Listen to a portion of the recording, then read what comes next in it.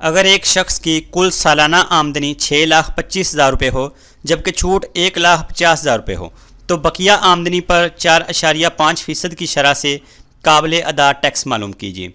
एक शख्स की कुल सालाना आमदनी 6,25,000 रुपये है, लेकिन टैक्स 6,25,000 रुपये पर अदा नहीं करना क्योंकि उसमें 1,50,000 रुपये की छूट है। तो 6,25,000 रुपये में से 1,50,000 माइनस करेंगे, बकिया जितनी आमदनी होगी उस पर टैक्स अदा करना है। और टैक्स अदा करने की जिसमें शरह बता दी गई है 4.5%, यानी कि हर 100 रुपये पे 4.5 रुपये टैक्स अदा किया जाएगा। तो जैसा कि सालाना आमदनी बताई गई है 6,25,000 रुपये सालाना आमदनी, 6,25,000 रुपये और उस पर छूट 1,50,000, छूट 1,50,000 रुपये। तो 6,25,000 में से 1,50,000 माइनस कर लेते हैं जो कि छूट है, और उसको हम बकिया आमदनी लिख लेंगे, या फिर बकिया आमदनी के बजाय टैक्स के काबिल आमदनी लिख सकते हैं। चाहे बकिया आमदनी लिख लें चाहे टैक्स के काबिल आमदनी लिख लें। मैं यहाँ पर लिख लेता हूँ टैक्स के काबिल आमदनी, या फिर बकिया आमदनी आप लिख लें। तो 6,25,000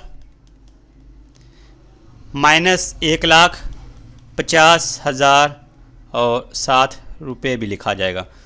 तो 6,25,000 में से 1,50,000 माइनस कर लेते हैं कैलकुलेटर की मदद से। 6,25,000 माइनस 1,50,000 बराबर 4,75,000, 4,75,000 रुपये। तो अब 4,75,000 रुपये पे टैक्स अदा किया जाएगा। तो टैक्स को मालूम कर लेते हैं, लेकिन टैक्स को मालूम करने के लिए यहाँ पे इसकी शरह बताई गई है। इनकम टैक्स की शरह 4.5%। और जैसा कि सवाल में कहा गया है काबिल अदा टैक्स मालूम कीजिए। काबिल अदा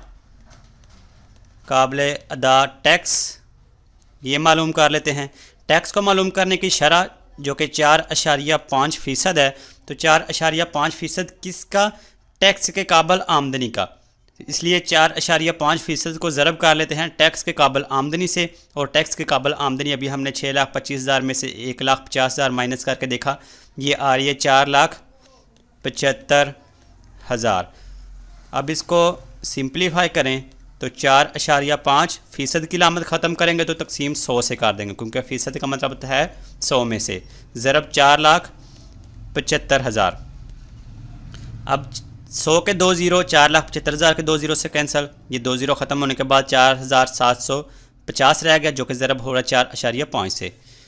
4,750 ज़रब 4.5 बराबर 21,375, 21,375 और 7 रुपये भी लिखा जाएगा। तो जैसा कि सवाल में कहा गया था कि काबिल अदा टैक्स मालूम कीजिए, हमने काबिल अदा टैक्स मालूम कर लिया, ये आ रहा है 21,375 रुपये।